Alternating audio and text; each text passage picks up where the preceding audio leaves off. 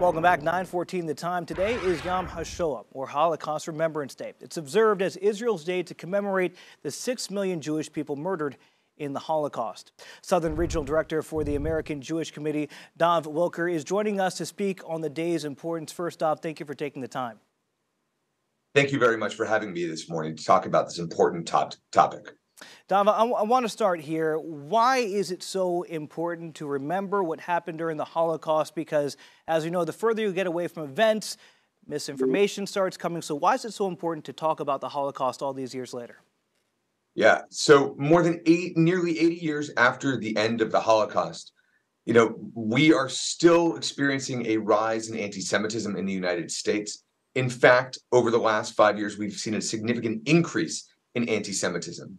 It's important to understand what has happened to the Jewish community, not just in the United States, but around the world. And the Holocaust, where 6 million Jews were murdered for the sole reason that they were Jewish, is an important testimony to an experience within our lifetime. And what we have found through our surveys on the state of anti-Semitism is that people are still uninformed. Less than a quarter of Americans have visited a Holocaust memorial site or museum. And as we consider the rise of hate and discrimination in our society, the Holocaust can be a lesson to teach all of us about those experiences.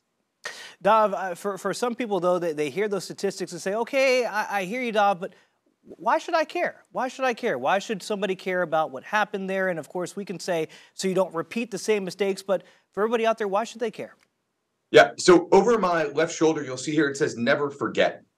And the reason that we should never forget is because these experiences are able to happen again.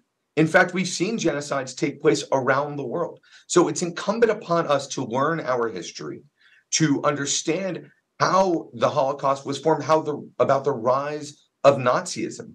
In fact, Adolf Hitler was democratically elected and took his role as a democratically elected leader to change the face of Germany, to implement policies and laws that discriminated first against the Jews, but also against others in the community, LGBTQ, the Roma, political prisoners. So these experiences are things that we have to protect and learn about so that we seek to not repeat them in the future. If I'm at home and I'm watching this, Dov, and I say, okay, Dov's making a point here, we do need to do more. What can I do at home to help remember? Yeah, so there's 3 easy things to be able to do. The first is to remember how we, as a community, experience anti-Semitism. So read a book, see a movie, learn, listen to a song, learn more about the Holocaust, become educated. The second thing that we can do is to visit a Jewish institution, visit a Holocaust memorial in your site, in your city, in your community. They're all over the place. There's one in Charlotte. There's one in Chapel Hill. They're in between. And the third thing that we can do is advocate to have anti-Semitism defined into law. Anti-Semitism is a diverse hatred. It comes from the far right, the radical left, and religious extremists. And it's incumbent upon us to define it so that it makes it easier to combat within our society. How do people have conversations about this? I mean, it's something that we know is happening. You mentioned there's a rise in anti-Semitism. How do parents talk to their kids? How do parents talk to other parents? How do we talk to each other about the issue? Yeah, so civility in our society is very important. It's important that we continue these types of conversations, that we share age-appropriate content. Thankfully, because of the survivors, we have testimonies of thousands and thousands of people. And those have been converted into stories at all ages and for all levels of school.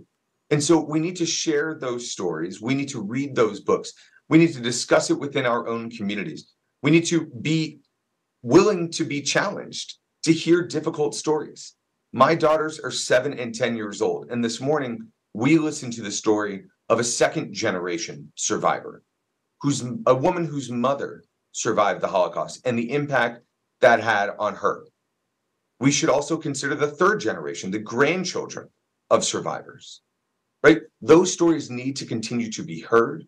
And we need to find ways to share them more and more on TikTok, on Facebook, on Twitter, throughout all of your social media platforms, through books and movies and TV shows.